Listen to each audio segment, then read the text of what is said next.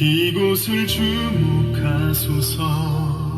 주를 향한 노래가 꺼지지 않으니 하늘을 열고 보소서. 이곳에 임재하소서. 주님을 기다립니다. 기도의 향기가 하늘에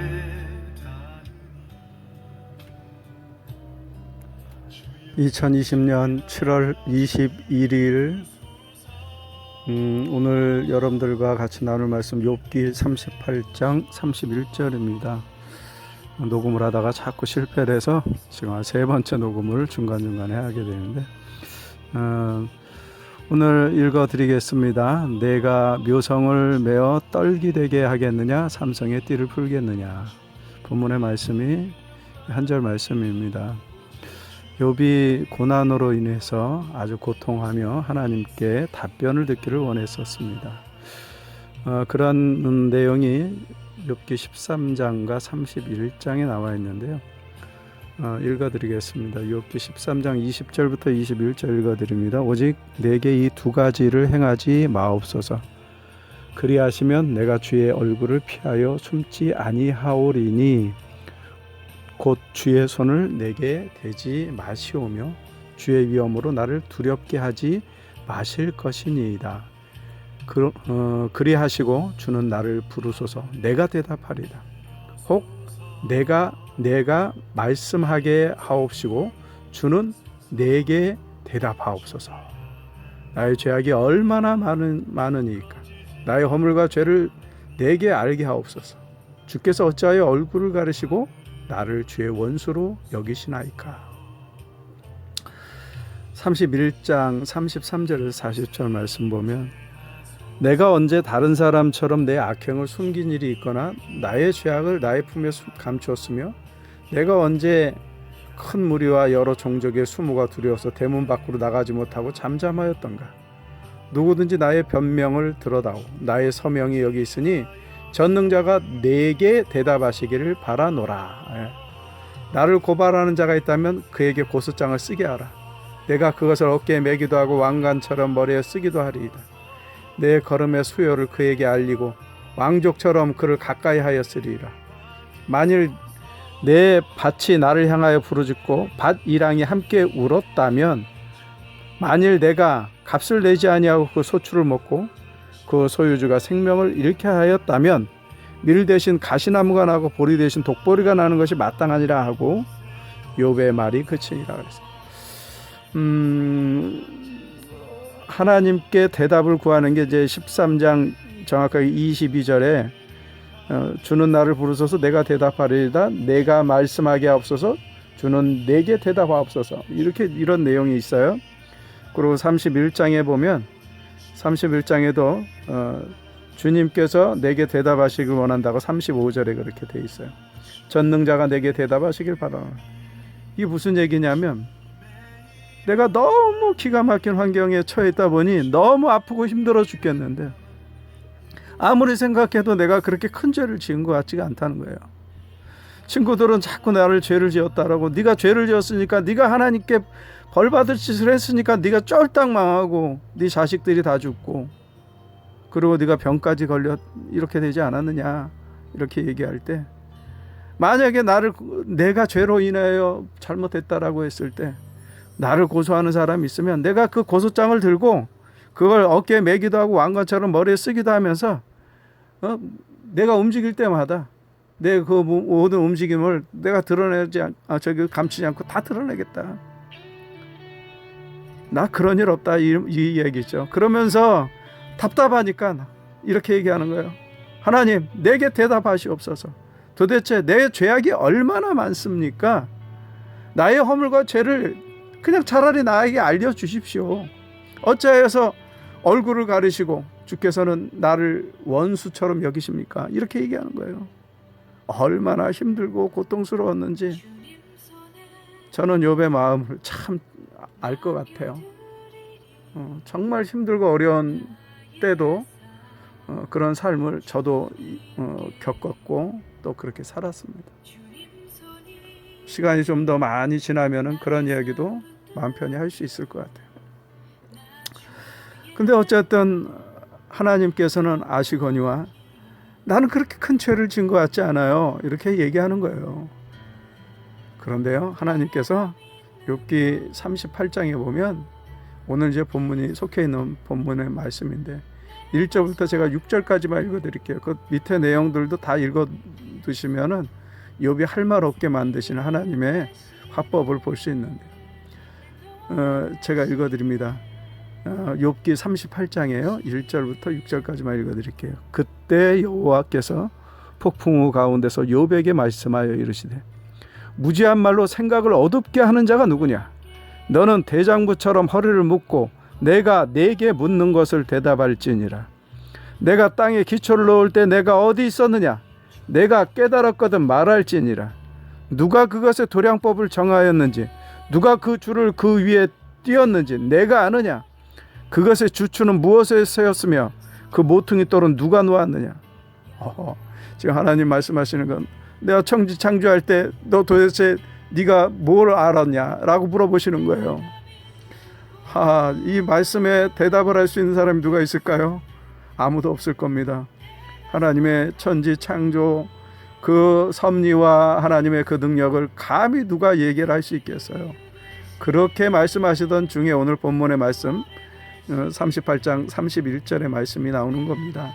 내가 묘성을 메어 떨기되게 하겠느냐? 삼성의 띠를 풀겠느냐? 이렇게 말씀을 하셔요. 자, 묘성이 떨기되게 하겠느냐라고 얘기하는 것은 묘성이 지금 떨기되었다라고 알고 있지 않고 있다라는 얘기일 수도 있어요. 이 말씀은 여러분 이제 묘성이라는 별은 지금으로 얘기하면은 황소 자리에 있는 프레이아데스라는 발음도 잘 안 돼요. 프레이아데스라는 성단 이름이에요. 그 성단을 예전에는 묘성이라고 이렇게 얘기했습니다.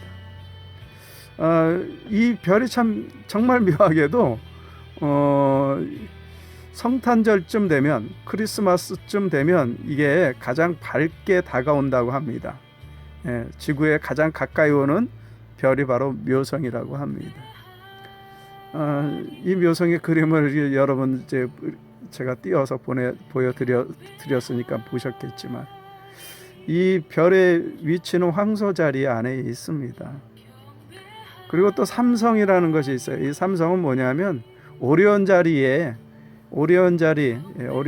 보면 그 사냥꾼의 허리에 해당되는 모습, 그 허리띠와 같이 생긴 별 3개가 있어요.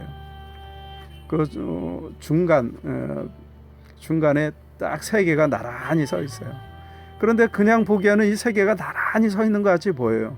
그런데 이게 어떻게 됐다고 오늘 하나님 말씀하시냐면 삼성의 띠를 풀겠느냐, 이게 풀어져 있는 거라는 거예요.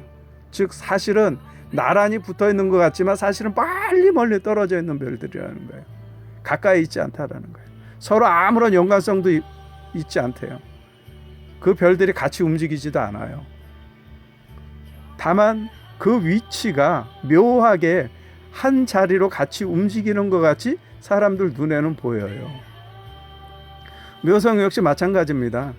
묘성이 각각 떨어져 있는 하나의 성단처럼 보이는데 그래서 이것을 산계성단이라고 이렇게 부른답니다. 그런데 실제로 이 묘성이라고 불리는 이 플레이아데스 성단은 하나로 움직이는 말 그대로 떨기된 성단으로서 움직이는 별이라고 합니다. 그래서 서로 간의 중력, 위치, 에너지로 서로 만유 인력에 의해서 결합돼서 상호 뭉쳐서 공간에서 같이 움직이고 있다는 것이 천문학자들에 의해서 밝혀졌어요. 이런 묘성의 배열은 이렇게 별들이 배열될 확률은 50만 분의 1 정도 된답니다. 이 별들은 마치 띠로 묶인 듯이 한 무리를 이뤄서 한 방향으로 같은 속도로 여행을 한답니다. 그런데 이 내용을 족장시대 이전, 그러니까 족장시대라고 하는데 아브라함보다 먼저 살았던 사람이니까 아브라함 이전의 사람이 어떻게 이걸 알 수 있었을까? 지금 이것을 알게 된 것은 천체만환경이 발달되고 그것도 전파만환경, 그것도 사람의 육안으로 식별이 되지 않는 그러한 오늘날의 현대 과학이 동원이 돼야지만 이게 규명이 되져요. 그 이전에는 묘성은 각자 떨어져 있는 큰 별들이라고 생각을 했고, 삼성 같은 경우는 같이 하나로 묶여져 있는, 그래서 한 성단 안에 있는 것이다라고 생각을 했었습니다, 별이. 그런데 오늘날 천문학자들이 욥기 38장을 보면 기절을 해요. 욥기 38장 31절의 말씀이 내가 묘성을 메어 떨기되게 하겠느냐, 내가 떨기되게 했다라는 얘기잖아요. 내가 삼성의 띠를 풀겠느냐, 삼성이 별 세 개 그 삼태성이 실제로는 묶여 있는 것 같지만 풀어져 있는 별이라는 거예요. 서로 떨어져 있는 아주 관련성이 없는, 연관성이 없는 별들이라는 거예요. 우리 눈으로는 그냥 같이 움직이는 별 같이 보이는데, 천문학자들이나 돼야 그것도 전파만환경 최소한 그 정도는 가지고 있어야지나 그냥 일반 광학만환경으로는 구별조차 되지도 않는 그러한 천체의 정보예요. 지금까지 묘성은 각자 떨어져 있는 별이고 삼성은 같이 묶여져 있는 별이라 그렇게 알았던 거죠. 이게 일반 상식, 별자리에 대한 상식이었어요. 그러나 최근 발달된 말씀드린 과학의 발달로 인해서 욥기 38장 31절 말씀이 맞다는 거예요. 하나님이 그렇게 하셨다고 이렇게 말씀하신 거거든요. 그런데 실제 관측을 해보니까 그렇다는 거예요. 인간의 육안으로 봤을 때는 도무지 그렇게 관측이 될 수가 없는데,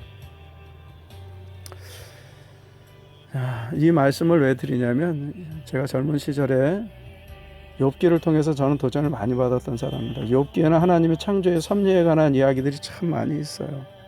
오늘은 그 중에 하나를 여러분들에게 끄집어내서 이렇듯 창조하신 창조 세계를 우리가 다 알 수 없지만 하나님의 말씀하심에 우리가 그것을 믿고 따를 때 그것이 진리임을 성경이 이렇게 다시 한번 자증을 하세요.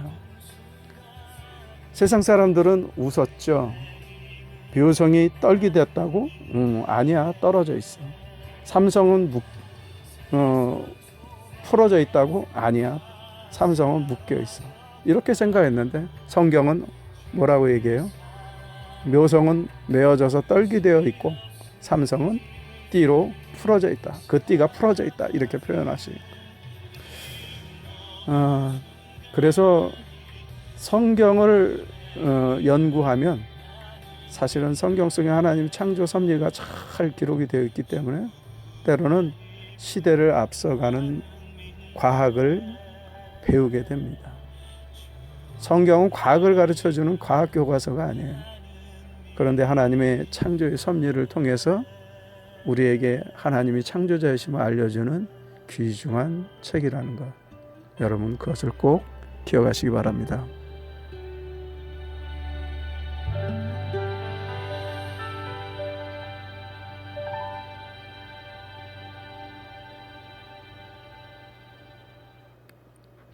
전능하신 하나님 아버지, 오늘 하루도 경건한 하루 되게 도우소서. 우리 주 예수님의 이름으로 기도합니다. 아멘.